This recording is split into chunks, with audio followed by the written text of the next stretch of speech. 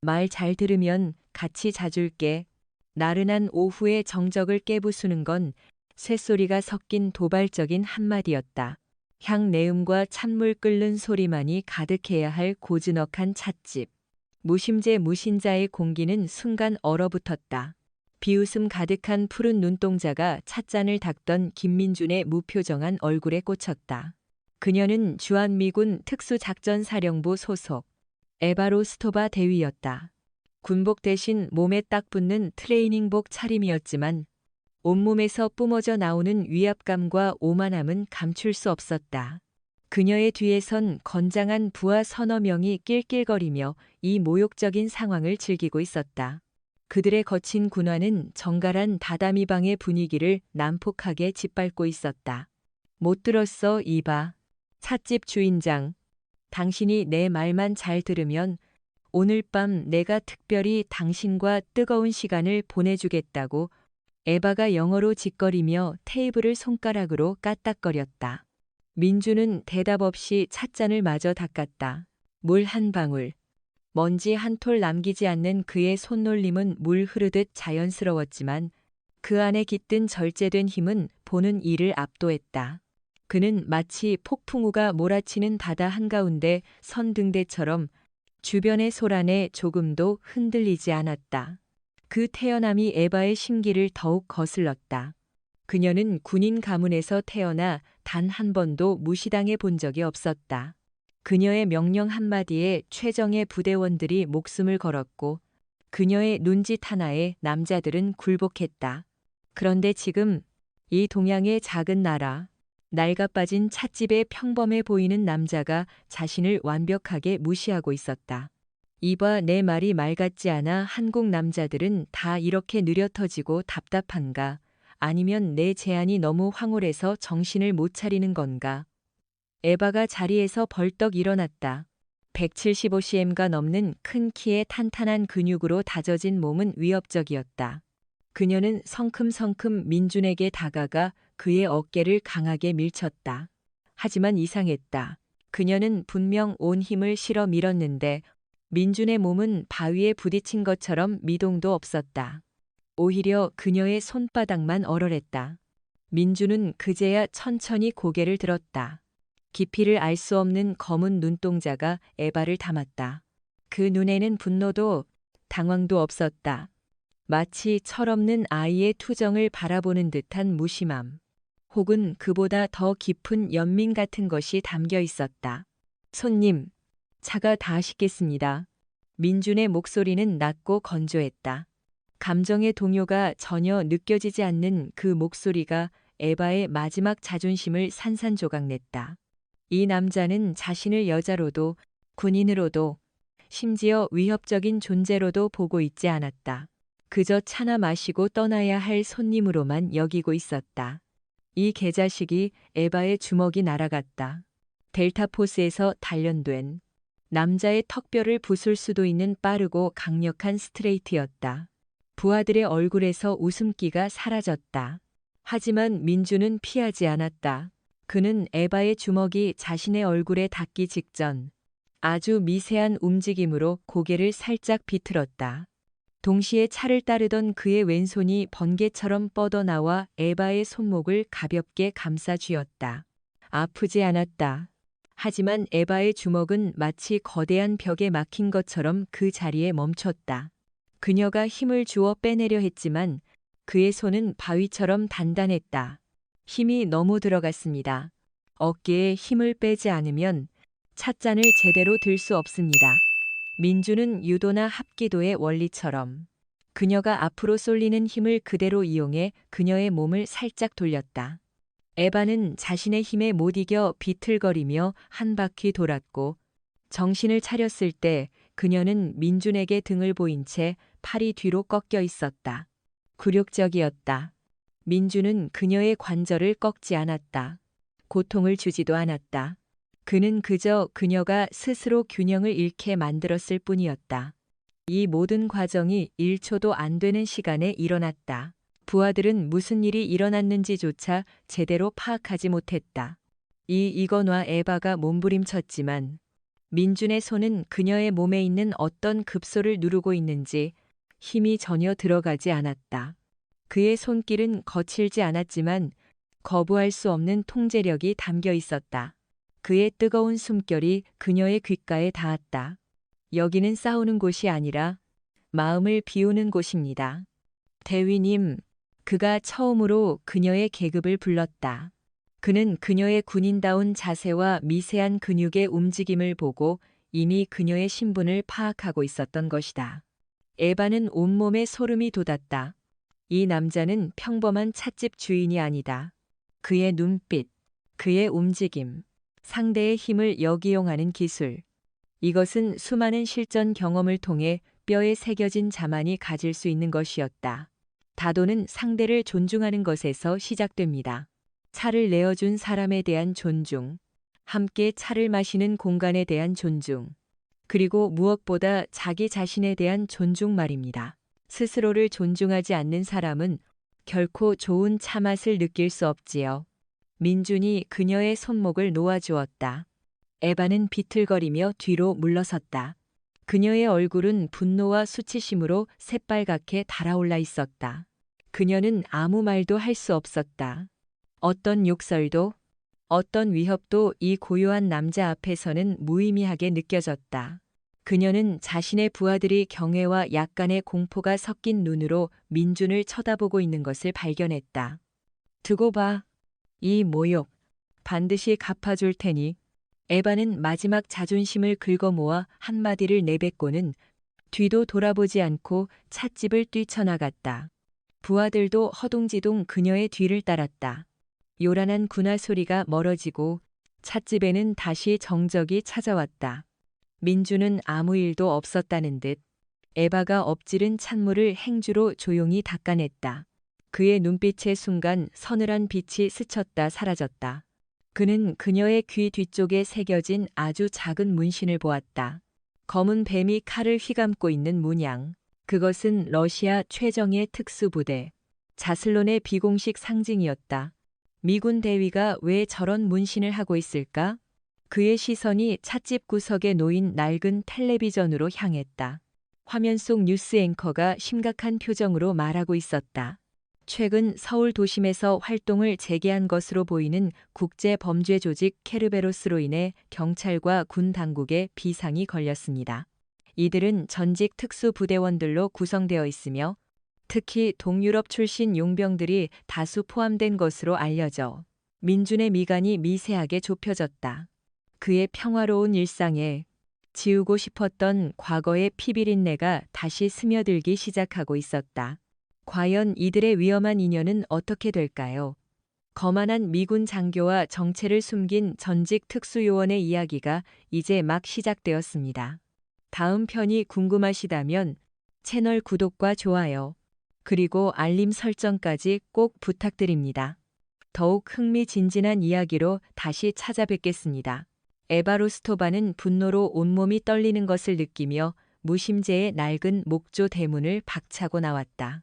차가운 밤 공기가 폐부 깊숙이 파고들었지만 뺨을 태울 듯한 수치심과 굴욕감에 비하면 아무것도 아니었다. 그녀의 뒤를 따르던 부하들은 감히 아무 말도 꺼내지 못했다. 그들 역시 방금 전의 상황을 믿을 수 없다는 듯 충격과 경외가 뒤섞인 눈빛으로 서로를 쳐다볼 뿐이었다. 델타포스 최정예 요원들이 이름 모를 동양의 찻집 주인 하나에게 완벽하게 압도당한 것이다. 그것도 무력 충돌이라고 부르기조차 민망할 정도로 우아하고 절제된 움직임 하나의 말이다. 대위님, 괜찮으십니까? 한참 만에 부하 중 하나가 조심스럽게 물었다. 에바는 돌아보지도 않고 쏘아붙였다. 뭐가 괜찮아, 방금 못 봤어, 그 자식이. 그 자식이 날 어떻게 대했는지. 그녀는 주먹을 꽉 쥐었다. 손톱이 손바닥을 파고드는 아픔이 느껴졌지만 마음속 상처에 비하면 아무것도 아니었다. 김민준. 그녀는 그 남자의 이름을 곱씹었다. 그의 무심한 눈빛, 상대를 꿰뚫어 보는 듯한 깊이, 그리고 무엇보다 자신을 어린애 취급하던 그 여유로운 태도가 그녀를 미치게 만들었다. 그는 그녀의 모든 것을 간파하고 있었다. 그녀의 자존심, 그녀의 오만함, 그리고 그 뒤에 숨겨진 불안감까지도. 오늘 훈련은 취소다. 각자 흩어져서 쉬도록. 내일 아침 6시까지 부대로 복귀해. 하지만 대위님, 단독 행동은 위험합니다. 상부의 지시가 닥쳐 내 명령이야. 지금 내 눈앞에서 사라져. 에바는 고함을 지르며 부하들을 쫓아버렸다. 혼자 있고 싶었다. 이 끔찍한 굴욕감을 씻어내기 위해선 술이 필요했다. 그녀는 택시를 잡아타고 망설임 없이 외쳤다. 강남으로 가주세요. 서울의 밤은 화려했다. 북촌의 고즈넉한 풍경과는 완전히 다른 세상이었다. 눈을 멀게 할 듯한 네온사인, 거리를 가득 메운 명품 브랜드, 그리고 활기차게 오가는 젊은이들. 이곳이야말로 에바가 익숙한 세계였다. 힘과 돈, 그리고 욕망이 지배하는 곳. 그녀는 강남의 가장 화려한 클럽 중 하나인 오닉스의 VIP 룸으로 직행했다. 귀를 찢을 듯한 음악 소리와 번쩍이는 조명이 그녀의 헝클어진 마음을 마비시켜 주는 것 같았다. 그녀는 쉴 새 없이 독한 칵테일을 들이켰다. 알코올이 혈관을 타고 흐르자 긴장이 조금씩 풀렸다. 그래, 별거 아니야. 그냥 운이 나빴을 뿐이야. 시골 찻집에서 이상한 무술 고수라도 만난 거겠지. 다시 만나면 반드시 박살 내주겠어. 그녀는 스스로를 위로하며 술잔을 비웠다. 하지만 김민준의 그 깊고 고요한 눈빛이 머릿속에서 떠나지 않았다. 그 눈빛은 마치 그녀의 영혼을 발가벗기는 것 같았다. 그녀가 얼마나 공허하고 불안한 존재인지 속삭이는 것 같았다. 그때였다. 한 남자가 그녀에게 다가와 말을 걸었다. 매끄러운 영어를 구사하는 값비싼 수트를 차려입은 남자였다. 그는 자신을 해외 투자 컨설턴트라고 소개했다. 에바는 귀찮다는 듯 손을 내저었지만 남자는 끈질기게 그녀의 옆에 앉아 말을 걸었다. 그는 에바의 군인 신분을 칭찬하며 그녀의 아버지인 로스토바 장군에 대한 존경심을 표했다. 경계심이 강한 에바였지만 술 기운과 남자의 능숙한 칭찬에 조금씩 마음을 열기 시작했다. 잠시만 실례하겠습니다. 남자가 잠시 자리를 비운 사이 에바는 머리가 핑 도는 것을 느꼈다. 술을 너무 많이 마신 탓이라고 생각했다. 시야가 흐려지고 몸에 힘이 빠졌다. 클럽의 시끄러운 음악 소리가 멀게만 느껴졌다. 남자가 다시 돌아와 그녀를 부축했다. 많이 취하셨군요. 제가 호텔까지 모셔다 드리겠습니다. 에바는 저항하려 했지만 혀가 굳어 말이 나오지 않았다. 몸이 솜처럼 무거웠다. 그녀는 남자의 부축을 받으며 비틀거리며 VIP 룸을 나섰다. 복도를 지나는 동안 그녀는 몇 명의 남자들이 자신들을 애워싸며 이동하는 것을 어렴풋이 느꼈다. 그들의 움직임은 너무나 자연스러워서 마치 원래부터 그 자리에 있었던 경호원들처럼 보였다. 그들은 클럽의 소란 속으로 완벽하게 녹아들어 있었다. 클럽 뒷문으로 이어진 좁은 복도. 에바는 차가운 밤 공기에 정신이 번쩍 드는 것을 느꼈다. 이건 뭔가 잘못됐다. 단순한 부축이 아니었다.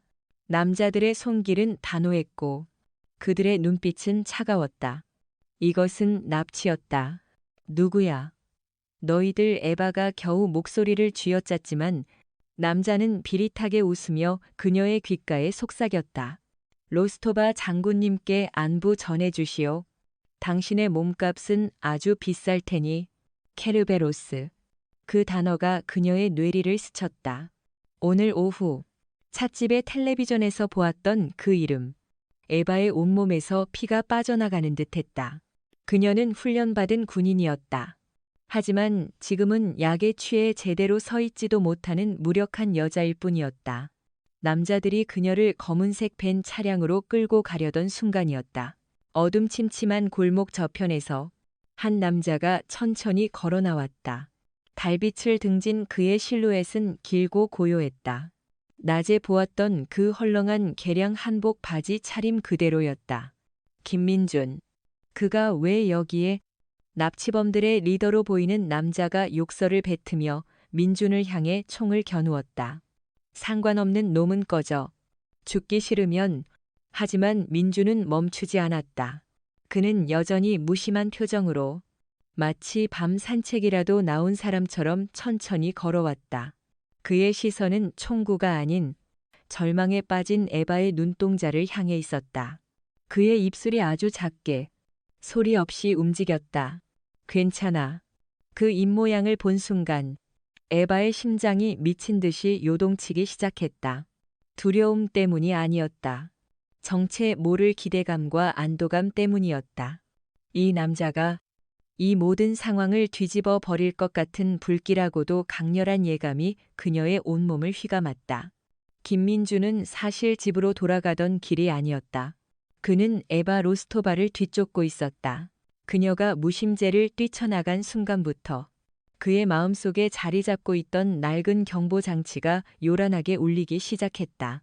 그녀의 귀 뒤에 새겨진 자슬론의 문신, 그리고 뉴스에서 흘러나오던 케르베로스라는 이름. 이 두 조각의 퍼즐이 그의 머릿속에서 맞춰지는 순간 그는 이것이 단순한 우연이 아님을 직감했다. 케르베로스는 전직 동유럽 특수부대원들이 주축이 된 국제용병 조직이었다. 그리고 자슬론은 그 중에서도 가장 악랄하고 비밀스러운 러시아 대외정보국 SVR 소속의 특수부대, 미군 대위의 몸의 러시아 특수부대의 상징이라니. 그녀는 이중 스파이거나 혹은 케르베로스의 표적이 될 수밖에 없는 중요한 정보를 쥐고 있다는 뜻이었다. 과거 국정원 시절 하데스라 불리던 그의 감각은 아직 죽지 않았다. 그는 조용히 찻집 문을 닫고 그림자처럼 에바의 뒤를 밟았다. 그녀가 강남의 클럽으로 들어가는 것을 확인한 그는 클럽 주변의 어둠 속에 몸을 숨기고 상황을 주시했다. 그의 예상은 틀리지 않았다. 1시간이 채 지나지 않아 약에 취한 에바가 전문적인 움직임으로 무장한 남자들에게 둘러싸여 나오는 것을 목격했다. 그들의 움직임, 시선 처리, 대형 유지 방식은 교본에 나올 법한 완벽한 납치 작전이었다. 민준의 심장이 차갑게 가라앉았다. 또다시 눈앞에서 무고한, 어쩌면 무고하지 않을 수도 있는 사람이 끌려가고 있었다. 5년 전 베이루트의 어느 뒷골목에서 벌어졌던 그날의 악몽이 섬광처럼 눈앞을 스쳐 지나갔다. 동료의 비명, 자신의 순간적인 망설임, 그리고 모든 것이 끝난 뒤에 찾아왔던 끔찍한 정적. 안 돼, 이번에는. 그는 더 이상 망설이지 않았다. 골목 입구를 막아선 납치범이 총을 겨누며 경고했지만 민준의 눈에는 그 총구가 보이지 않았다. 오직 절망에 빠진 에바의 푸른 눈동자만이 보였다. 마지막 경고다. 꺼져. 납치범이 방아쇠에 손가락을 걸었다. 그 순간 민준의 몸이 움직였다. 아니, 움직였다기보다는 사라졌다는 표현이 더 정확했다. 그는 한 발을 내디뎠을 뿐인데 10m는 좋게 되어 보이던 거리가 순식간에 사라졌다. 축지법처럼 비현실적인 움직임이었다. 총을 든 남자가 당황하여 방아쇠를 당기려던 찰나 민준의 손에 들려있던 무언가가 그의 얼굴을 향해 날아왔다. 찻집에서 들고 나온 작은 조약돌이었다. 퍽 둔탁한 소리와 함께 조약돌이 남자의 미간을 정확히 가격했다. 엄청난 고통에 남자의 눈앞이 번쩍였고 총을 쥔 손에 힘이 풀렸다. 민주는 그 찰나의 순간을 놓치지 않았다. 그는 남자의 품으로 파고들어 총을 빼앗는 대신 팔꿈치로 그의 명치를 깊숙이 찔렀다. 으근 남자가 숨을 토해내며 무너졌다. 민주는 그의 목덜미를 손날로 내리쳐 완벽하게 의식을 끊어버렸다. 이 모든 것이 눈 깜짝할 사이에 벌어졌다. 뭐야? 이 새끼 에바를 붙잡고 있던 다른 2명의 납치범이 경악하며 그녀를 밀치고 민준에게 달려들었다. 한 놈은 단검을, 다른 놈은 3단봉을 꺼내들었다. 민준은 맨손이었다. 그는 뒷걸음질 치는 대신 옆에 있던 대형 쓰레기통을 발로 찼다. 쾅. 쓰레기통이 굴러가며 단검을 든 놈의 다리를 쳤다. 놈이 비틀거리는 사이 민주는 3단봉을 든 놈을 향해 돌진했다. 그는 놈이 휘두르는 3단봉을 피하지 않았다. 오히려 팔뚝으로 받아냈다. 뼈와 쇠가 부딪히는 끔찍한 소리가 났지만 민준의 표정에는 변화가 없었다. 그는 고통을 느끼지 못하는 사람처럼 삼단봉을 잡은 놈의 손목을 꺾어버렸다. 우두둑 비명이 터져 나왔다. 쓰레기통에 걸려 넘어진 놈이 일어나 단검을 휘두르며 달려들었다. 민주는 손목이 꺾인 놈을 방패 삼아 단검을 막았다. 푹 칼날이 동료의 어깨에 박혔다. 의학 비명이 뒤섞였다. 민주는 그 틈을 타 단검을 든 놈의 턱을 손바닥으로 올려쳤다. 뇌가 흔들리며 놈의 눈이 뒤집혔다. 에바는 벽에 기댄 채 눈앞에서 벌어지는 광경을 믿을 수 없다는 듯 쳐다보았다. 이것은 싸움이 아니었다. 일방적인 학살에 가까웠다. 민준의 움직임에는 불필요한 동작이 단 하나도 없었다. 그는 가장 효율적이고 가장 치명적인 방식으로 상대를 무력화시키고 있었다. 낮에 찻집에서 보았던 힘을 흘려보내던 유려한 움직임과는 차원이 달랐다.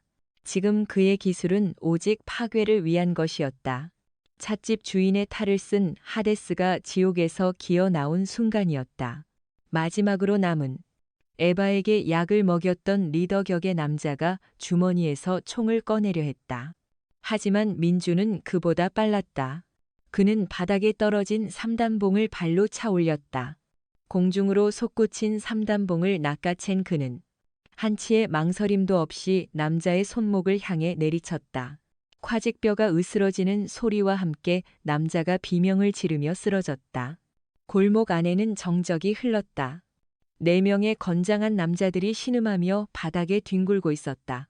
민주는 거친 숨을 몰아쉬며 가만히 서 있었다. 그의 가슴이 오르락 내리락 했다. 5년 만에 다시 맞는 피비린내였다. 그는 주먹을 꽉 쥐었다. 손이 미세하게 떨리고 있었다. 전투의 흥분 때문이 아니었다.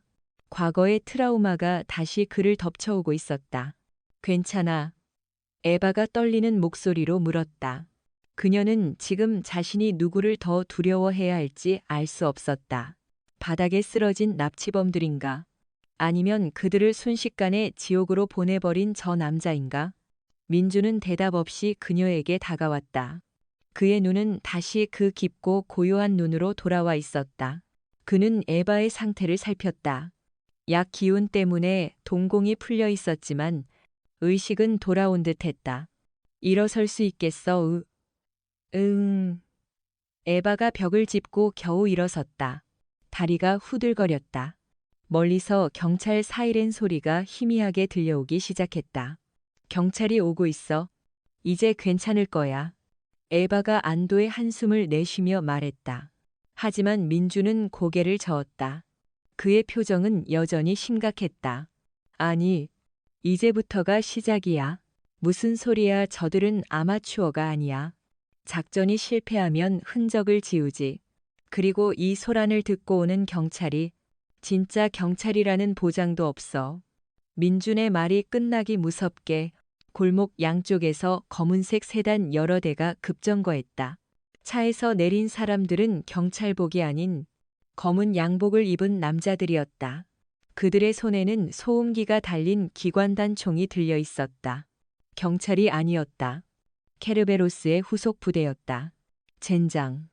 에바의 얼굴이 하얗게 질렸다. 민주는 망설이지 않았다. 그는 에바의 손목을 낚아챘다. 뛰어 그는 에바를 끌고 반대편의 더 좁고 어두운 골목으로 몸을 날렸다. 탕탕탕 소음기를 거친 총알들이 그들이 방금 서 있던 자리에 박혔다.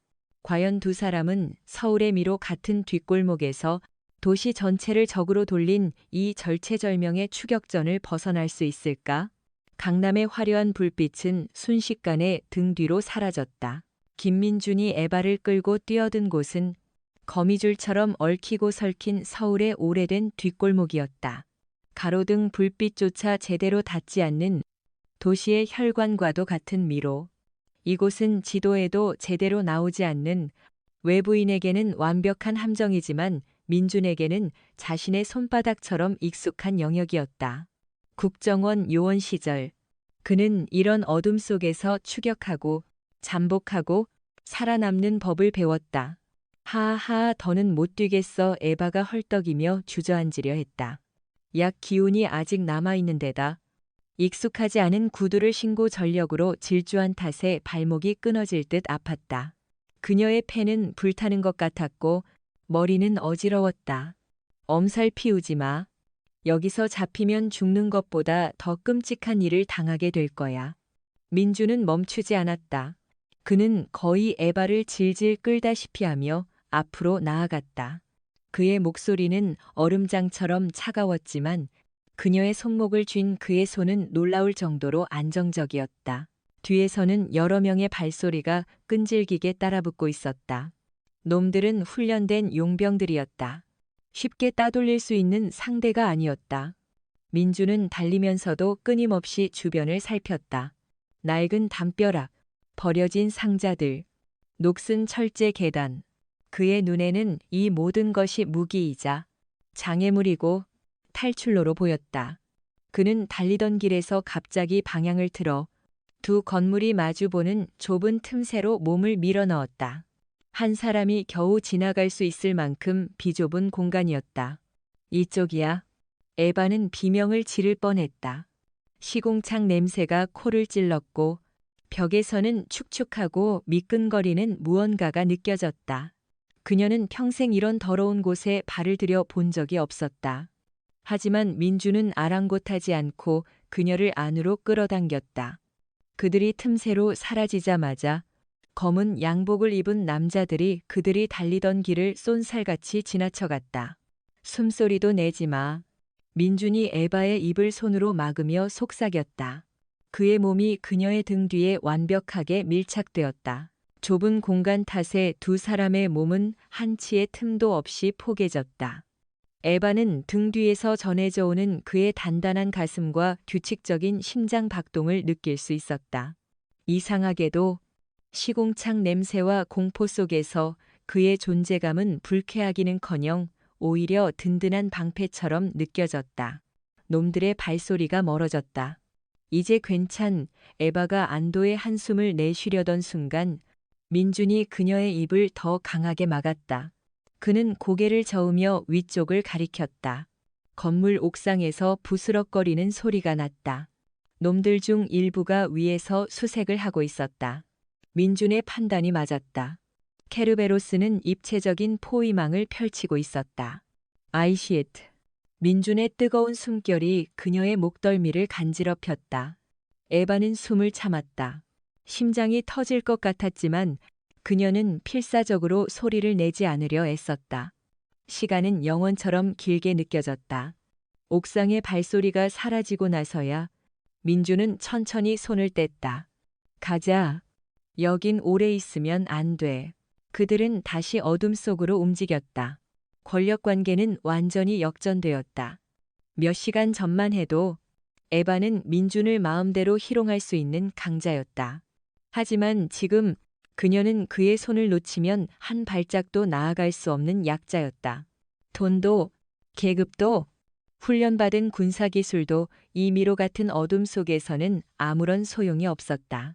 오직 이 남자의 생존 본능과 경험만이 유일한 등불이었다. 왜 날 도와주는 거야? 걷는 도중 에바가 힘겹게 물었다. 내가 당신을 모욕했잖아? 그냥 내버려둬도 됐을 텐데. 빚을 졌으니까. 빚? 당신이 우리 가게 매상을 올려줬잖아. 비싼 차 마시고 돈도 안 내고 갔으니 내가 그 값을 해야지. 민준이 덤덤하게 농담을 던졌다. 에바는 그가 진심이 아니라는 것을 알았다. 그의 눈에는 농담기 하나 없었다. 그의 눈에는 5년 전 베이루트의 그날이 어른거리고 있었다. 그들은 한참을 더 걸어 마침내 서울의 또 다른 얼굴, 낙원상가 뒤편의 낡은 주택가에 도착했다. 민주는 낡은 철제 대문 앞에 멈춰 섰다. 그는 익숙하게 자물쇠를 열고 안으로 들어갔다. 겉보기에는 금방이라도 쓰러질 듯한 폐가였지만 내부는 의외로 깔끔하게 정리되어 있었다. 국정원 시절 그가 사용하던 비밀 안전가옥이었다. 여긴 당분간 우리가 머물 곳이야. 적어도 오늘 밤은 안전할 거야. 민주는 문을 잠그고 창문의 덧문을 내려 완벽하게 빛을 차단했다. 그는 낡은 소파에 에바를 앉히고 구급상자를 가져왔다. 발목 좀 보자. 그는 말없이 에바의 구두를 벗겼다. 그녀의 발목은 퉁퉁 부어 있었고 발 뒤꿈치는 다 까져 피가 맺혀 있었다. 민주는 능숙한 솜씨로 상처를 소독하고 붕대를 감았다. 그의 손길은 투박했지만 놀라울 정도로 섬세하고 부드러웠다. 에바는 아무 말 없이 그가 하는 양을 쳐다보았다. 한때 자신이 경멸했던 그 손이 지금은 자신의 상처를 어루만져 주고 있었다. 왜 아까부터 반말이야? 에바가 뜬금없이 물었다. 상황이 바뀌었으니까. 지금 여기서 당신 계급장은 아무 소용없어. 살고 싶으면 내 말 들어. 민준이 고개를 들지 않은 채 대답했다. 그의 말은 오만하게 들릴 수도 있었지만 에바는 그 안에 담긴 진의를 알 수 있었다. 그것은 단순한 명령이 아니라 어떻게든 그녀를 살리겠다는 책임감의 표현이었다. 내 채널은 다 막혔을 거야. 부대에 연락해도 소용없어. 알아. 내부에 쥐새끼가 있겠지? 당신 동선과 보안 코드를 케르베로스에 넘긴 놈. 어떻게 그걸 그렇지 않고서야 이렇게 정확하게 당신 혼자 있는 시간을 노릴 리가 없으니까. 우린 지금 완벽하게 고립됐어. 믿을 수 있는 건 우리 둘뿐이야. 민준이 붕대를 다 감고 일어섰다. 그는 부엌으로 가먼지 쌓인 주전자에 물을 끓이기 시작했다. 에바는 소파에 앉아 욱신거리는 발목을 매만지며 그를 바라보았다. 그의 넓은 등은 산처럼 듬직했다. 하지만 그 등 뒤에 얼마나 깊은 상처와 고통이 숨겨져 있는지 그녀는 어렴풋이 짐작할 수 있었다. 차 한 잔해. 몸이 따뜻해질 거야. 민준이 김이 모락모락 나는 찻잔을 건넸다. 무심지에서 마셨던 그 향긋한 국화차였다. 에바는 찻잔을 받아들었다. 따뜻한 온기가 손바닥을 타고 심장까지 전해지는 것 같았다. 그녀는 처음으로 이 남자 앞에서 자신의 모든 것을 내려놓아도 괜찮을 것 같다는 생각을 했다. 하지만 그들이 모르는 사이 케르베로스의 그림자는 이 낡은 안전가옥을 향해 서서히 그리고 확실하게 다가오고 있었다. 과연 이 위태로운 평화는 얼마나 갈 수 있을까? 안전가옥의 공기는 무겁고 고요했다. 낡은 덧문 틈으로 새벽의 희미한 빛이 새어 들어왔지만 바깥 세상과는 완벽하게 단절된 섬처럼 느껴졌다. 에바는 소파에 웅크리고 앉아 김이 나는 국화차를 천천히 마셨다. 차의 온기가 꽁꽁 얼어붙었던 몸과 마음을 부드럽게 녹여주었다. 그녀는 맞은편 의자에 앉아 눈을 감고 있는 김민준을 힐끗 쳐다보았다. 그는 자는 것 같기도 하고 명상을 하는 것 같기도 했다. 숨소리는 깃털처럼 가벼웠지만 온몸의 신경은 날카롭게 깨어 있다는 것을 알 수 있었다. 어젯밤의 일들은 마치 악몽 같았다. 클럽에서의 무력감, 골목길에서의 공포, 그리고 그 모든 것을 압도했던 민준의 모습. 그는 두 개의 얼굴을 가지고 있었다. 차를 내릴 때는 흐르는 물처럼 부드럽고 고요했지만 적 앞에서는 지옥의 불길처럼 뜨겁고 잔인했다. 그 극단적인 대비가 에바를 혼란스럽게 만들면서도 동시에 강렬하게 끌어당겼다. 왜 그렇게 쳐다봐? 내 얼굴에 뭐 묻었어? 민준이 눈을 뜨지 않은 채 물었다. 에바는 깜짝 놀라 시선을 피했다. 아니. 그냥 당신 정체가 뭔지 궁금해서. 보다시피 그냥 찻집 주인이야. 과거의 직업이 좀 험했을 뿐이고 험한 정도가 아니잖아. 그건 거의 학살이었어. 당신 사람 죽여본 적 있어? 에바의 직설적인 질문에 민준의 미간이 미세하게 찌푸려졌다. 그는 천천히 눈을 떴다. 그의 눈동자는 새벽빛을 받아 짙은 회색으로 빛나고 있었다. 그 안에는 깊은 슬픔과 피로감이 어려 있었다. 죽이지 않으려고 노력했지. 어젯밤에도 그랬고. 하지만 할 수 있잖아. 마음만 먹으면. 그래. 민준의 짧은 긍정은 그 어떤 긴 설명보다 더 무겁게 에바의 가슴을 짓눌렀다. 그는 살인이라는 경계를 넘어본 사람이었다. 그리고 그 기억에서 벗어나기 위해 발버둥 치고 있는 사람이었다. 에바는 더 이상 묻지 않았다. 그것이 그에 대한 예의라고 생각했다. 배고프지 않아 민준이 화제를 돌리며 일어섰다. 그는 낡은 찬장을 뒤져 통조림 몇 개와 오래된 라면 봉지를 꺼냈다. 먹을 게 이것밖에 없네. 미슐랭 스타 셰프의 요리는 아니지만 죽는 것보단 나을 거야. 그는 능숙하게 불을 피우고 음식을 준비하기 시작했다. 에바는 소파에 앉아 그 모습을 멍하니 바라보았다. 통조림 햄을 굽고 라면에 파를 썰어 넣는 그의 모습은 영락없는 평범한 남자였다. 하지만 그의 등, 근육, 칼을 쥔 손의 움직임 하나하나에는 수년간의 훈련으로 다져진 전문가의 흔적이 남아 있었다. 당신 이름이 김민준. 맞지 응?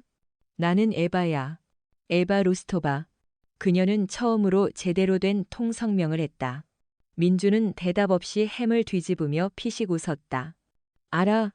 당신 신상 정보는 어젯밤에 이미 다 털었어. 뭐 어떻게 국정원에 아는 후배가 하나 있거든? 당신 이름이랑 계급, 그리고 최근 동선까지. 당신 아버지 로스토바 장군이 LGM 방산 비리 스캔들에 연루되어 있다는 것까지도. 민준의 말에 에바의 얼굴이 하얗게 질렸다. LGM 스캔들은 미 국방부를 뒤흔든 희대의 사건이었다. 그리고 그녀의 아버지는 그 사건의 핵심 인물로 의심받고 있었다. 그래서 케르베로스가 당신을 노린 거야. 장군을 압박하기 위한 가장 좋은 카드니까. 당신은 아마 협상 테이블에 오르기 전에 제거될 가능성이 높아. 입막음을 위해서. 아니야, 우리 아버지는 결백해 함정에 빠진 거라고 에바가 소리쳤다. 그걸 나한테 말해봤자 소용없어. 중요한 건 케르베로스가 그렇게 믿고 있다는 거지. 그리고 당신 부대 내부에 있는 쥐새끼도. 민주는 끓는 라면을 그릇에 담아 에바 앞에 놓았다. 김이 모락모락 나는 라면에서는 먹음직스러운 냄새가 났지만 에바는 숟가락을 들 수 없었다. 모든 것이 무너져 내리는 기분이었다. 믿었던 조국, 존경했던 아버지, 생사를 함께했던 동료. 그 모든 것이 그녀를 배신했을지도 모른다는 생각에 숨이 막혔다. 먹어. 일단 살아야 아버지의 결백을 증명하든 쥐새끼를 잡아내든 할 거 아니야. 민준의 목소리는 여전히 무심했지만 그 안에는 이상한 설득력이 있었다. 에바는 떨리는 손으로 숟가락을 들었다. 뜨거운 국물이 목을 타고 넘어갔다. 눈물이 핑 돌았다. 배가 고파서인지 서러워서인지 알 수 없었다. 그녀는 어린아이처럼 소리내어 울면서 라면을 먹기 시작했다. 민주는 아무 말 없이 그녀가 다 먹을 때까지 기다려 주었다. 식사가 끝나자 민주는 구급상자를 다시 가져왔다. 윗옷 벗어. 뭐 어젯밤에 끌려가면서 등에 상처 입었어. 내가 봤어. 소독해야 돼. 덧나면 골치 아파. 에바는 망설였다. 하지만 그의 눈빛은 의사처럼 진지하고 사무적이었다. 그녀는 천천히 상의를 벗었다. 등에는 끌려가면서 긁힌 길고 붉은 상처가 나 있었다. 민주는 소독솜으로 상처를 조심스럽게 닦아냈다. 그의 차가운 손가락이 뜨거운 맨살에 닿는 순간 에바는 움찔했다. 가만히 있어. 좀 따가울 거야. 소독약이 상처에 닿자 날카로운 통증이 느껴졌다. 에바는 이를 악물었다. 하지만 통증보다 더 그녀를 긴장시킨 것은 등 뒤에서 느껴지는 그의 숨결과 체온이었다. 그녀는 태어나서 처음으로 남자 앞에서 이렇게 무방비한 상태로 있어 본 적이 없었다. 그것도 불과 몇 시간 전까지 경멸했던 남자 앞에서. 다 됐다. 민준이 상처에 연고를 바르고 거즈를 붙여주었다. 그는 아무 일도 없었다는 듯 뒤로 물러섰다. 하지만 에바는 자신의 심장이 미친 듯이 뛰고 있다는 것을 느낄 수 있었다. 낯선 감정이었다. 공포와는 다른 미세한 떨림과 기대감이 섞인 그때였다. 밖에서 아주 희미하게 새 우는 소리가 들려왔다. 무슨 소리지 지금 새벽인데. 에바가 의아한 듯 중얼거렸다. 하지만 민준의 표정은 순간적으로 얼어붙었다. 그는 반사적으로 몸을 낮추고 창문 틈으로 다가갔다. 저것은 진짜 새소리가 아니었다. 국정원에서 사용하는 특수 음파 장치를 이용한 접선 신호였다. 그것도 최악의 상황을 알리는 비상신호. 젠장. 여기까지 어떻게? 민준이 낮게 욕설을 뱉었다. 그의 아는 후배가 보낸 신호였다. 안전 가옥이 노출됐다. 즉시 탈출하라. 무슨 일이야? 에바가 긴장하며 물었다. 우리가 여기에 있다는 걸 들켰어. 놈들이 오고 있다. 민주는 재빨리 방안을 훑었다. 출구는 단 하나. 현관문뿐이었다. 하지만 그곳은 이미 놈들이 포위하고 있을 것이다.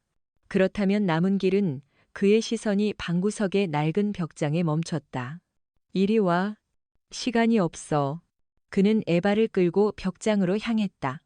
벽장 안쪽 벽을 밀자 끼익 소리와 함께 벽이 돌아가며 어두운 통로가 나타났다. 오래된 주택과 지하를 연결하는 비밀 하수도였다. 따라와. 꽉 잡아. 민준이 먼저 어둠 속으로 몸을 던졌다. 에바는 망설일 틈도 없이 그의 뒤를 따랐다. 그들이 통로로 사라지자마자 안전가옥의 현관문이 거대한 충격과 함께 부서져 나갔다.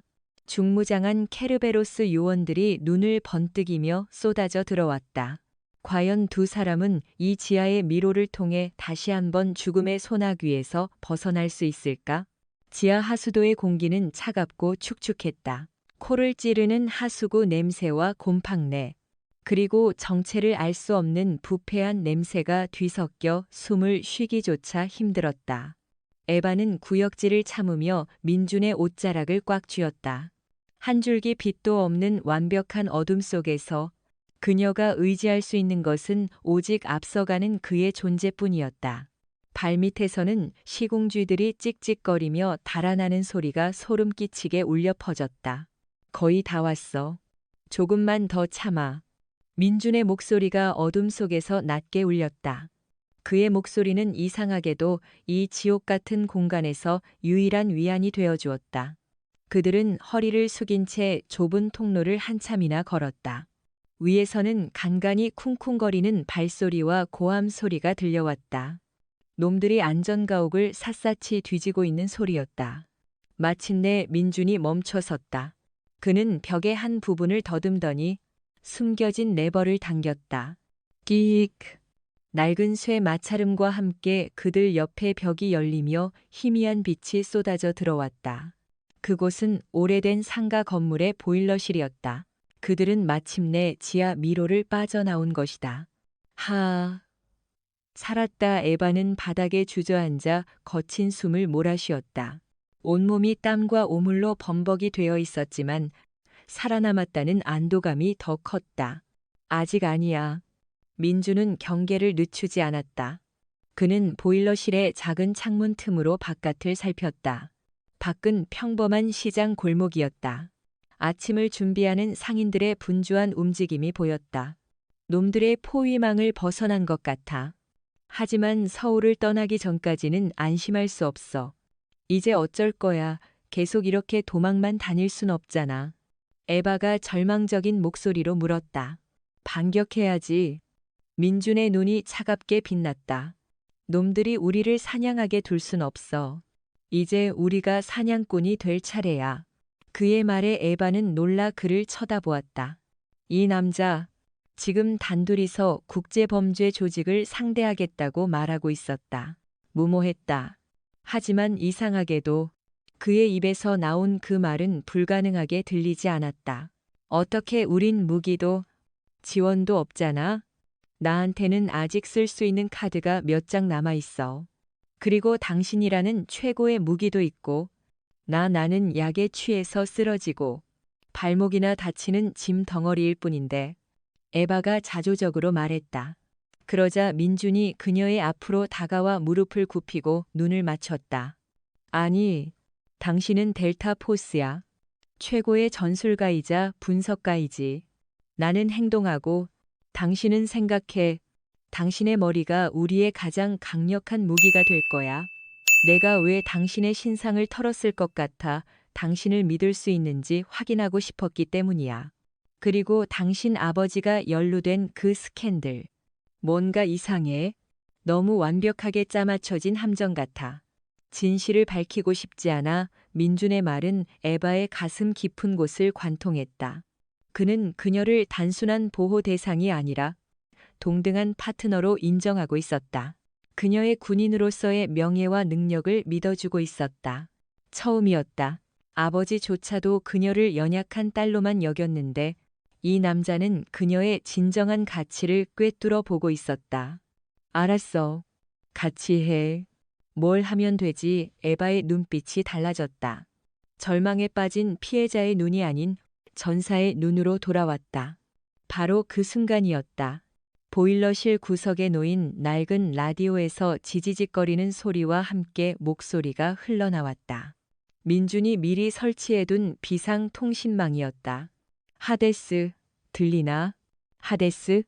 익숙하지만 듣고 싶지 않았던 목소리.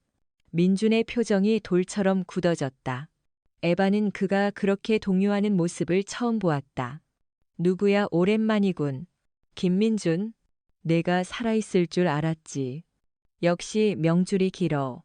라디오 너머의 목소리는 한국어를 유창하게 구사했지만 미세한 러시아 억양이 섞여 있었다. 비웃음과 살기가 뚝뚝 묻어나는 목소리였다. 드미트리. 민준이 이를 악물고 말했다. 내 이름 아직 기억하고 있었나? 영광이군. 내 동료. 박중사의 마지막 비명을 바로 옆에서 들었던 놈의 이름인데 말이야. 드미트리. 그 이름은 민준의 5년 전 악몽 그 자체였다. 베이루트에서 그의 팀을 전멸시키고 그의 동료를 그의 눈앞에서 잔인하게 살해했던 케르베로스의 현장 지휘관. 그리고 민준의 전술과 움직임을 모두 꿰뚫고 있었던 국정원 내부의 정보를 빼돌린 자와 내통했던 바로 그 남자였다. 내가 아끼는 그 여자. 에바 로스토바 대위. 몸값이 아주 비싸더군. 그녀의 아버지 덕분에 우리 조직은 아주 부유해졌지. LGM의 군사 기밀을 넘겨받는 대가로 말이야. 물론 장군은 자기 딸이 우리 손에 있다는 건 아직 모르겠지만 거짓말마 아버지는 그런 짓을 할 뿐이 아니야. 에바가 소리쳤지만 드미트리는 낄낄거렸다. 진실은 중요하지 않아. 대위. 중요한 건 우리가 그렇게 만들었다는 거지. 이제 마지막 거래가 남았어. 김민준. 내 목과 그 여자의 목숨을 바꾸는 거래. 오늘 밤 자정. 인천항 제7부두 폐창고로 혼자 와라. 그 여자도 데리고 오면 더 좋고. 만약 오지 않으면 내가 아끼는 그 찻집 단골 할아버지들 하나씩 차례대로 사라지게 될 거야. 내가 지키고 싶었던 그 평화. 내가 산산조각 내주지. 지직. 통신이 끊겼다. 보일러실 안에는 무거운 침묵만이 남았다. 드미트리는 민준의 모든 것을 알고 있었다. 그의 과거, 그의 트라우마, 그리고 그의 가장 약한 부분까지도 그는 민준을 개인적인 복수의 장으로 끌어들이고 있었다. 가지마. 함정이야. 에바가 민준의 팔을 붙잡았다. 알아. 하지만 가야만 해. 민준의 눈은 이글거리고 있었다. 이것은 더 이상 에바를 지키는 임무가 아니었다. 5년 전 끝내지 못했던 자신의 과거와 동료의 원수를 갚기 위한 마지막 전쟁이었다. 혼자 가게 두지 않아? 나도 갈 거야. 당신이 말했잖아. 내 머리가 무기라고. 지금부터 내가 작전을 짜겠어. 에바는 그의 앞에서 한치도 물러서지 않았다. 그녀의 눈은 두려움이 아닌 결연한 의지로 불타고 있었다. 두 사람은 서로를 마주 보았다. 과거의 악령에 사로잡힌 남자와 모든 것을 잃고 진정한 자신을 찾아가는 여자. 이제 그들은 단순한 보호자와 피보호자가 아닌 공동의 적을 향해 나아가는 운명 공동체였다. 과연 그들은 과거의 악몽을 끊어내고 이 지옥 같은 싸움에서 살아남을 수 있을까? 인천항의 밤은 짙은 해무와 비릿한 소금 냄새, 그리고 녹슨 쇠 냄새로 가득했다. 거대한 화물선들이 괴물처럼 어둠 속에 잠겨 있었고, 간간이 들려오는 백고동 소리가 스산한 분위기를 더했다. 제7부두 가장 구석에 위치한 폐창고는 마치 거대한 짐승의 입처럼 검은 아가리를 벌리고 있었다. 약속 시간까지는 앞으로 2시간. 김민준과 에바는 폐창고가 내려다 보이는 건너편 크레인 조종실에 몸을 숨기고 있었다. 적외선 감지기, 동작 감지 센서, 그리고 저격수까지. 경비가 삼엄하군. 민준이 고성능 쌍안경으로 창고 주변을 살피며 말했다. 창고 옥상과 주변 건물 곳곳에 케르베로스의 저격수들이 배치되어 있었다. 정면으로 진입하는 것은 자살행위였다. 놈들은 당신이 정면으로 올 거라고 생각하고 있을 거야. 영웅처럼 말이지. 에바가 휴대용 태블릿 PC의 창고의 조감도를 띄우고 빠르게 분석하며 말했다.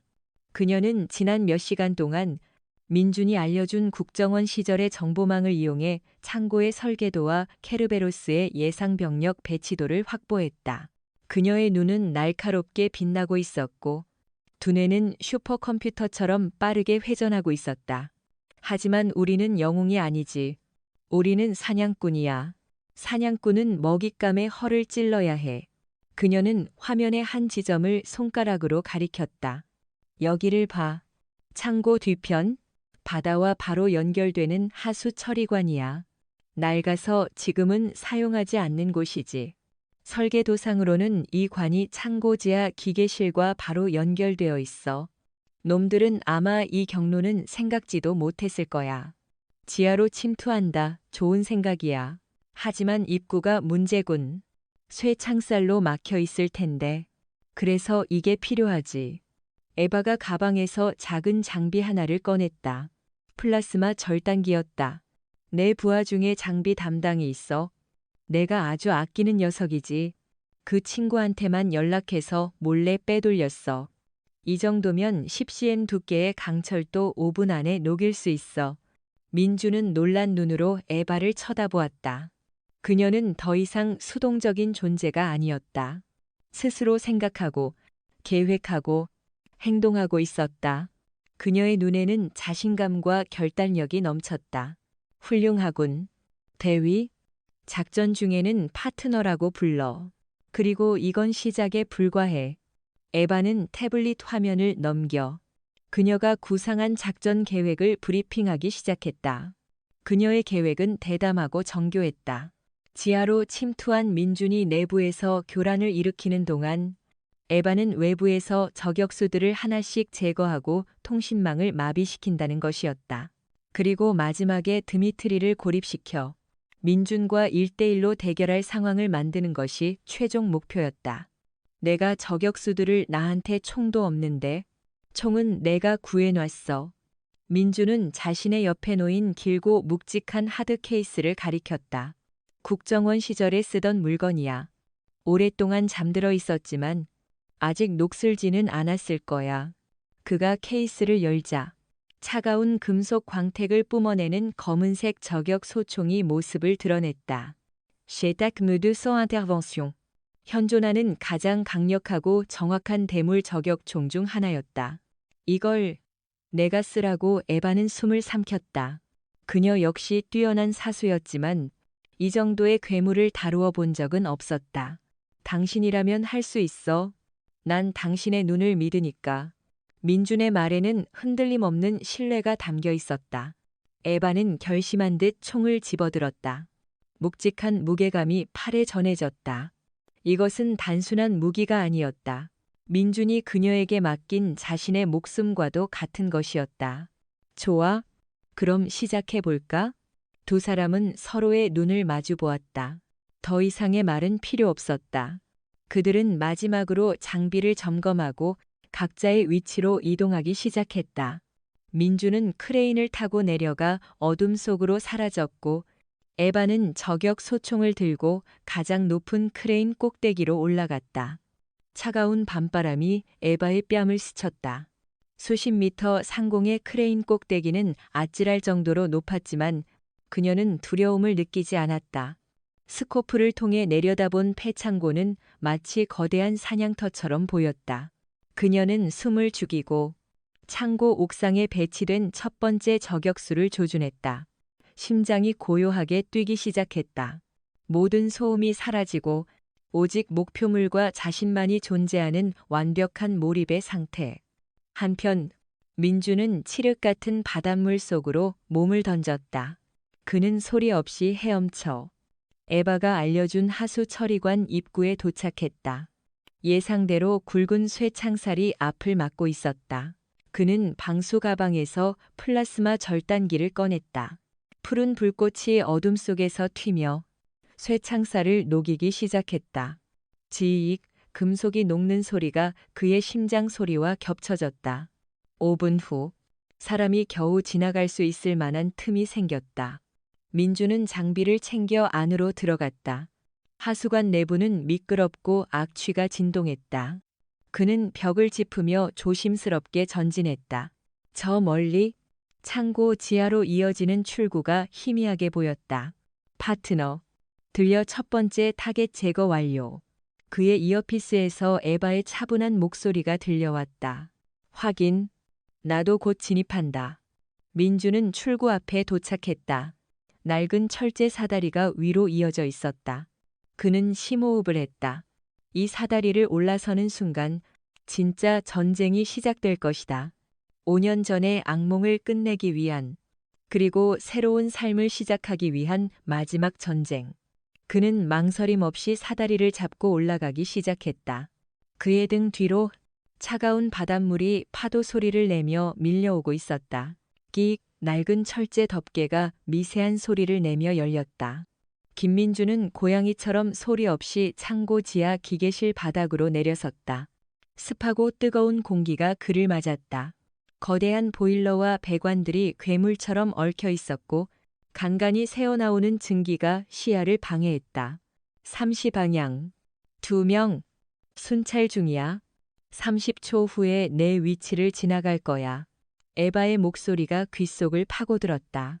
그녀는 크레인 꼭대기에서 창고에 깨진 창문 틈으로 내부를 감시하며 민준의 눈이 되어주고 있었다. 민준은 거대한 파이프 뒤에 몸을 숨겼다. 잠시 후 무장한 용병 2명이 대화를 나누며 다가왔다. 젠장, 드미트리는 너무 예민해. 고작 두 놈 잡자고 이 난리를 피우다니. 조용히 해. 그 고작 두 놈 중 하나가 하데스다. 방심하면 우리 목이 날아갈걸.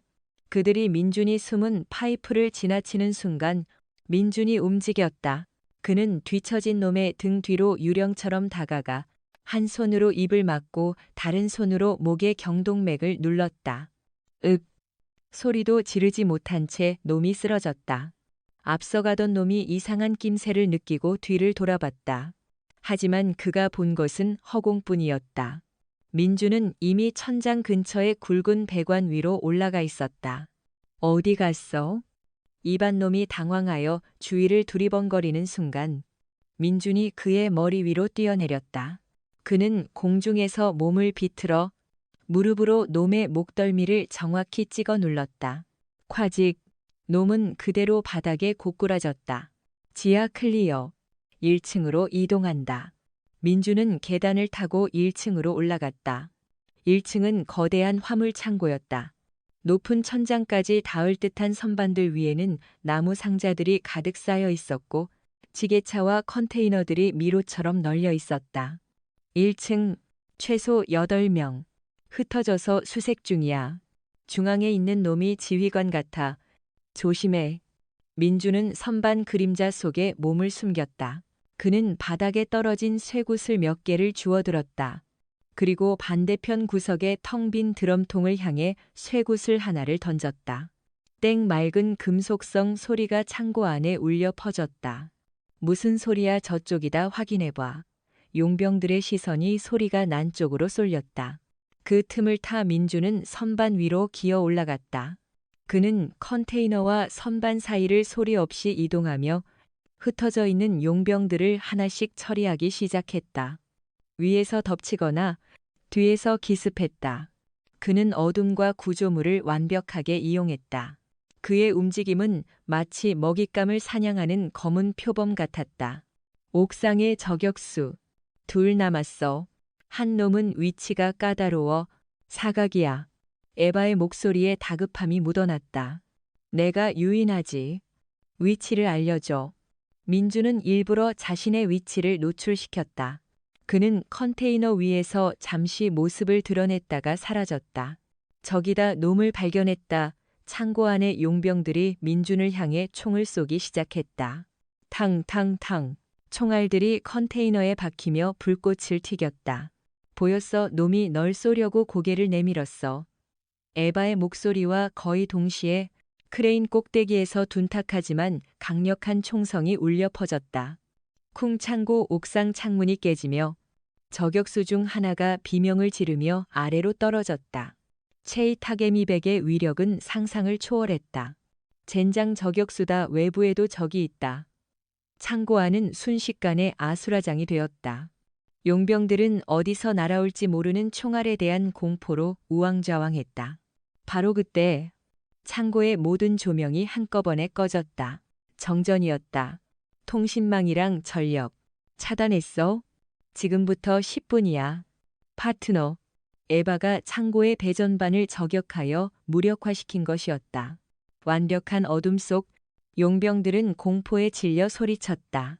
하지만 민준에게 어둠은 오랜 친구와도 같았다. 그는 야간 투시령 없이도 소리와 공기의 흐름만으로 상대의 위치를 파악할 수 있었다. 으악, 거기 누구야? 어둠 속에서 비명과 신음소리가 연달아 터져나왔다. 민준은 어둠을 가르는 사신처럼 움직였다. 그는 더 이상 자신을 숨기지 않았다. 그는 공포 그 자체가 되어 놈들을 사냥했다. 10분 후 비상 전력이 들어오며 창고 안이 다시 희미하게 밝아졌다. 바닥에는 모든 용병들이 쓰러져 있었다. 그리고 창고 중앙에는 드미트리가 권총을 든 채 홀로 서 있었다. 그의 얼굴은 분노와 당혹감으로 일그러져 있었다. 역시 하데스로군. 내 부하들을 전부 정리하는데 10분도 안 걸리다니. 드미트리가 이를 갈며 말했다. 이제 우리 둘만 남았군. 선배. 민준이 선반 위에서 뛰어내리며 그의 앞에 섰다. 박중사는 어떻게 죽였지? 아주 고통스럽게 내 이름을 부르면서 죽어갔지. 왜 자신을 구해주지 않았냐고 원망하면서. 드미트리의 도발에 민준의 눈에 붉은 살기가 어렸다. 그는 주먹을 꽉 쥐었다. 내 놈은 여기서 죽는다. 두 남자의 사이에 팽팽한 긴장감이 흘렀다.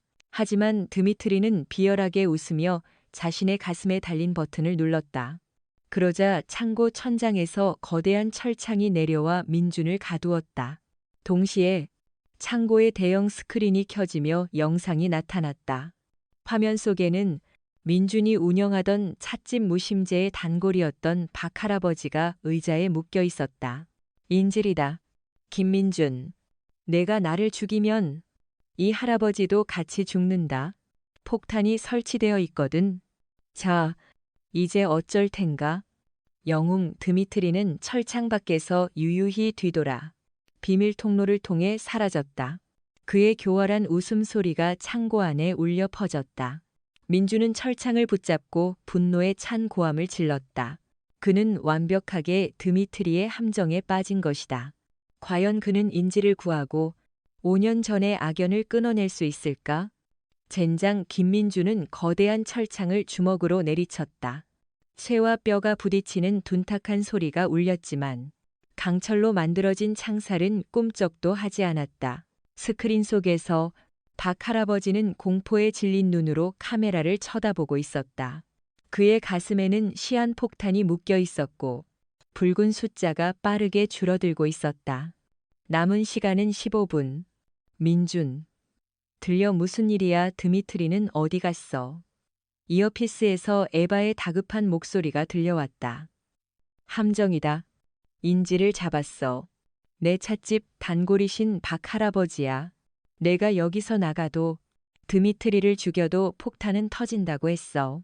위치를 알 수 있어. 주변에 단서가 될 만한 게 없어. 에바의 목소리는 다급했지만 침착함을 잃지 않았다. 민주는 스크린 속 배경을 샅샅이 훑었다. 낡은 벽돌벽, 바닥에 깔린 집, 그리고 벽에 걸린 낡은 어망. 오래된 정미소 같아. 집 냄새가 나는 걸 보니 그리고 바다와 가까운 곳이야. 벽돌에 소금기가 끼어 있어. 인천항 근처의 정미소. 알았어. 지금 바로 검색해 볼게. 넌 어떻게든 거기서 빠져나와. 민주는 철창의 잠금 장치를 살폈다. 복잡한 전자식 잠금 장치였다. 힘으로는 열 수 없었다. 그는 쓰러져 있는 용병들의 몸을 뒤져 소형 폭탄이나 해킹 장비를 찾았지만 허사였다. 방법이 없어 그가 절망하려던 순간 그의 눈에 창고 천장을 가로지르는 굵은 크레인 레일이 들어왔다. 그리고 그 레일에 매달려 있는 거대한 전자기식 인양기가 보였다. 에바, 이 창고의 전력 제어실. 아직 복구 안 됐지 응. 내가 완전히 박살냈어. 복구하려면 최소 1시간은 걸릴 거야. 왜 인양기 컨트롤 박스에 예비 전력을 쓸 수 있을 것 같아. 잠금 장치에 과부하를 걸어서 태워버리는 거야. 그는 크레인 기둥을 타고 기어 올라갔다. 수십 미터 높이의 아찔한 고공 작업이었지만 그는 망설이지 않았다. 컨트롤 박스를 열자 복잡한 전선들이 얽혀 있었다. 그는 국정원에서 배운 지식을 총동원해 예비 배터리의 전력을 잠금 장치 회로로 직접 연결하기 시작했다. 땀이 비 오듯 흘러내렸다. 단 한 번의 실수로 모든 것이 끝날 수 있었다. 찾았어. 7부두에서 OKM에 떨어진 곳에 폐쇄된 정미소가 하나 있어. 거기가 확실해. 에바의 목소리가 들려왔다. 알았어. 지금 간다. 민준이 마지막 전선을 연결하는 순간 스파크가 튀며 컨트롤 박스에서 연기가 피어올랐다. 동시에 철창의 잠금 장치에서도 타는 냄새와 함께 지지직거리는 소리가 났다. 찰칵 잠금 장치가 풀렸다. 성공이다. 그는 지체 없이 바닥으로 뛰어내렸다. 그리고 창고 구석에 세워져 있던 오토바이를 향해 달려갔다. 용병들이 타고 온 것이었다. 그는 시동을 걸고 미친 듯이 엑셀을 당겼다. 오토바이가 굉음을 내며 창고를 빠져나갔다. 남은 시간은 8분. 바람이 그의 뺨을 갈랐다. 그는 죽을 힘을 다해 달렸다. 정미소가 시야에 들어왔다. 낡고 스산한 건물이었다. 그는 오토바이에서 뛰어내려 소리 없이 건물 안으로 진입했다. 왔군. 생각보다 빠르잖아. 정미소 2층에서 드미트리의 목소리가 들려왔다. 박 할아버지는 1층 중앙 기둥에 묶여 있었다. 남은 시간 2분. 할아버지를 풀어줘. 내 상대는 나잖아. 물론이지. 내가 죽으면 저 할아버지도 자유로워질 거야. 드미트리가 2층 난간에서 뛰어내렸다. 그의 양손에는 날카로운 군용 단검이 들려 있었다. 5년 전 베이루트에서 박중사를 죽였던 바로 그 칼이었다. 5년 전. 넌 망설였지. 하데스.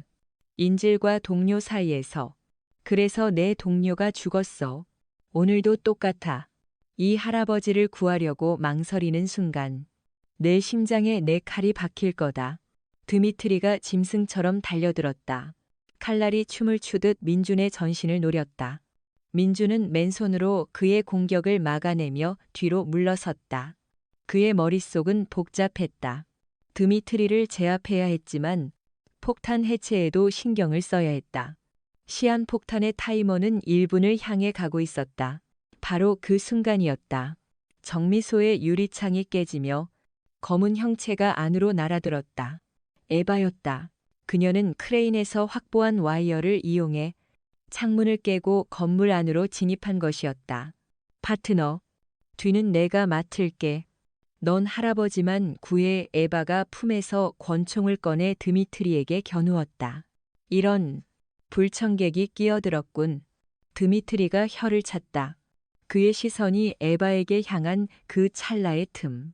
민주는 그 순간을 놓치지 않았다. 그는 드미트리의 품으로 파고들어 그의 칼든 손목을 꺾었다. 동시에 발을 걸어 넘어뜨렸다. 그리고 쓰러진 드미트리의 관자놀이에 강력한 박치기를 날렸다. 쿵. 드미트리의 의식이 순간적으로 끊어졌다. 민주는 쓰러진 드미트리를 뒤로 하고 박 할아버지에게 달려갔다. 남은 시간 30초. 폭탄의 구조는 복잡했다. 잘못 건드리면 그대로 터질 것이다. 빨간 선, 아니, 파란 선. 그의 손이 떨렸다. 5년 전의 트라우마가 그의 판단력을 흐리게 했다. 그때 그의 손 위로 다른 손이 겹쳐졌다. 에바였다. 진정해. 민준, 할 수 있어. 당신의 감을 믿어. 에바의 차분한 목소리가 그의 혼란을 잠재웠다. 그는 심호흡을 했다. 그리고 망설임 없이 노란색 선을 끊었다. 땡. 타이머가 멈췄다. 남은 시간은 3초. 해냈다. 긴장이 풀리며 민주는 바닥에 주저앉았다. 그때 정신을 차린 드미트리가 숨겨둔 권총을 꺼내 민준의 등을 향해 겨누었다. 같이 죽자. 하데스 탕 총성이 울렸다. 하지만 총알은 민준에게 박히지 않았다. 에바가 몸을 날려 민준을 감싸 안은 것이다. 에바 민준의 비명이 정미소 안에 울려 퍼졌다. 붉은 피가 에바의 등에서 뿜어져 나와 민준의 얼굴을 적셨다. 과연 그녀의 운명은, 그리고 두 사람의 이야기는 이대로 비극으로 끝나게 될까? 에바 김민준의 절규가 패정 미소에 먼지 쌓인 공기를 갈랐다. 시간은 멈춘 듯했고 세상의 모든 소리는 멀게만 느껴졌다. 그의 눈에는 오직 쓰러져가는 에바의 모습과 그녀의 등에서 분수처럼 솟구치는 선홍색 피만이 담겨 있었다. 분노와 절망이 그의 온몸을 집어삼켰다. 그는 자신을 감싸 안은 에바의 몸을 부축하며 천천히 무너져 내렸다. 안 돼, 안 돼. 에바 정신 차려. 그가 그녀의 뺨을 두드리며 외쳤지만 에바의 눈은 서서히 초점을 잃어가고 있었다. 그녀의 입가에 옅은 미소가 번졌다. 괜찮아, 민준. 당신이 무사해서 다행이야. 그녀의 목소리는 바람 소리처럼 가래팠다. 그녀의 손이 힘없이 바닥으로 떨어졌다.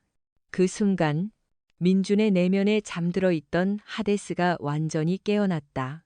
그의 눈동자에서 모든 감정이 사라지고 오직 얼음 같은 살기만이 남았다. 그는 천천히 고개를 들어 비틀거리며 일어서는 드미트리를 노려보았다. 내 놈은 천천히 아주 고통스럽게 죽게 될 거다. 민준의 목소리는 지옥의 가장 깊은 곳에서 울려 퍼지는 저주와도 같았다. 드미트리는 그 눈빛에 본능적인 공포를 느끼고 뒷걸음질 쳤다. 그는 다시 총을 겨누려 했지만 민준은 그보다 빨랐다. 민준은 바닥에 떨어진 쇠 파이프를 집어던졌다. 쇠 파이프가 회전하며 날아가 드미트리의 총든 손목을 정확히 강타했다. 과직뼈가 으스러지는 소리와 함께 드미트리가 비명을 질렀다. 민준은 성난 짐승처럼 그에게 달려들었다. 더 이상 기술도 절제도 없었다. 오직 순수한 분노와 파괴 본능만이 그의 몸을 지배했다. 그의 주먹이 발길질이 비처럼 드미트리의 온몸에 쏟아졌다. 드미트리는 저항조차 하지 못하고 일방적으로 얻어맞았다. 뼈가 부러지고 살이 찢기는 소리가 정미소 안에 섬뜩하게 울려 퍼졌다. 그만해. 박할아버지가 공포에 질려 소리쳤지만 민준의 귀에는 들리지 않았다. 그가 마지막 일격을 날려 드미트리의 숨통을 끊으려던 순간 아주 희미하게 그녀의 목소리가 들려왔다. 민준 살인자는 되지 마, 에바였다. 그녀는 아직 의식을 잃지 않고 있었다. 그 목소리가 민준을 멈추게 했다. 그는 피투성이가 된 주먹을 허공에 멈춘 채 거친 숨을 몰아쉬었다. 그는 천천히 드미트리에게서 물러나 쓰러져 있는 에바에게 달려갔다. 에바 버텨, 내가 살려줄게. 제발. 그는 자신의 셔츠를 찢어 그녀의 상처를 필사적으로 압박했다. 멀리서 경찰 사이렌 소리가 요란하게 울리며 다가오고 있었다. 시간이 흘렀다. 계절이 2번 바뀌었다. 서울 북촌의 한옥마을. 무심제는 여전히 고즈넉한 평화를 간직하고 있었다. 마당에는 가을 국화가 활짝 피어 있었고 처마 끝에 매달린 풍경이 맑은 소리를 냈다. 김민주는 옛마루에 앉아 조용히 찻잔을 닦고 있었다. 그의 손놀림은 여전히 물 흐르듯 유려했지만 그의 눈빛은 예전보다 한결 부드럽고 따뜻해져 있었다. 그의 옆에는 작은 휠체어가 놓여 있었다.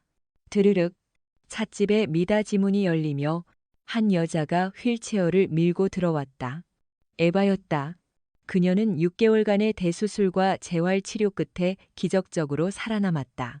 총알은 척추를 아슬아슬하게 비껴갔지만 하반신에 마비가 남아 혼자서는 걷기 힘든 상태였다.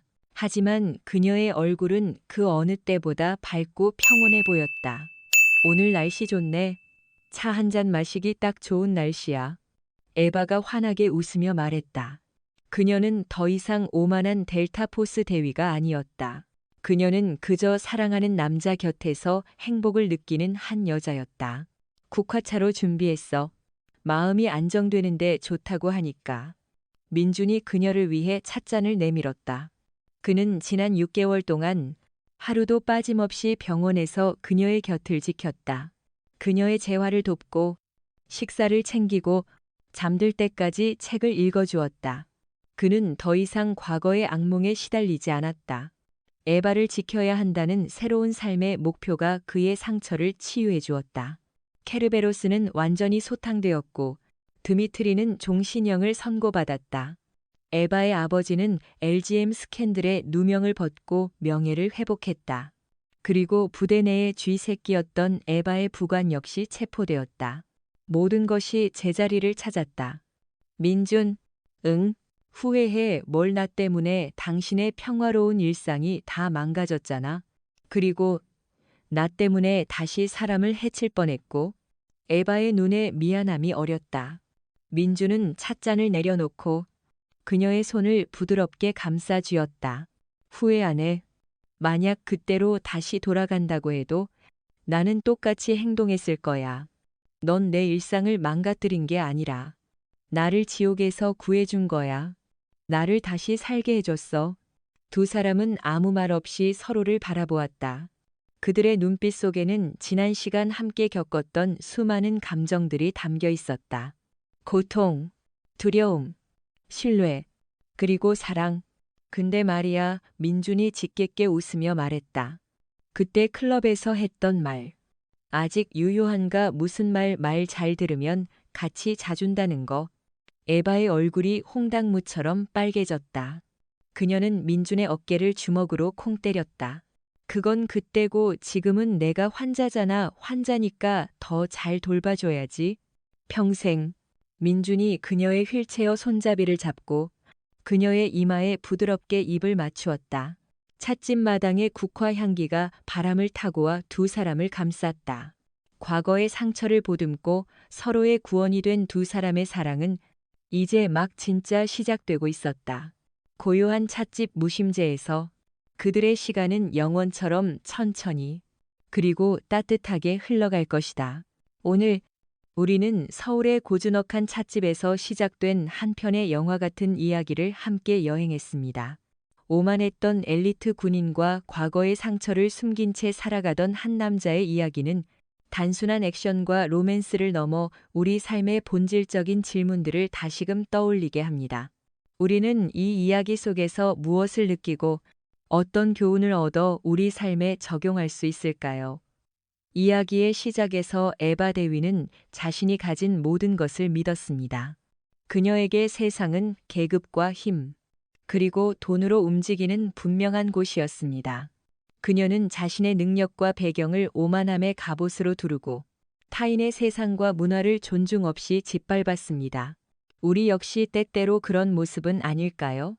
내가 가진 작은 지식, 내가 이룬 작은 성공, 내가 속한 사회적 위치를 기준으로 세상을 판단하고 나와 다른 삶의 방식을 쉽게 무시하거나 비웃지는 않았는지 말입니다.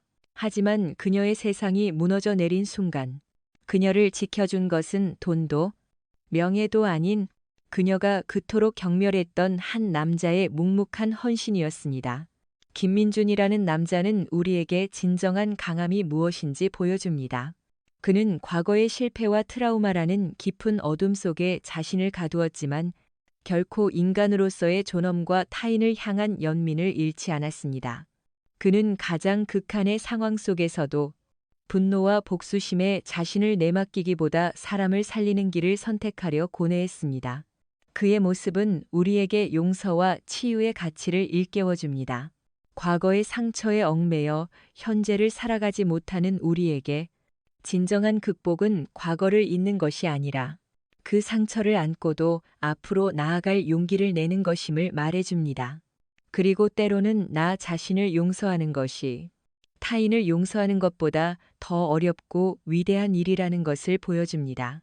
이 두 사람이 서로의 구원이 될 수 있었던 가장 큰 이유는 신뢰였습니다. 모든 것이 불확실하고 누구도 믿을 수 없는 절망 속에서 그들은 서로의 눈을 바라보며 기꺼이 자신의 등을 맡겼습니다.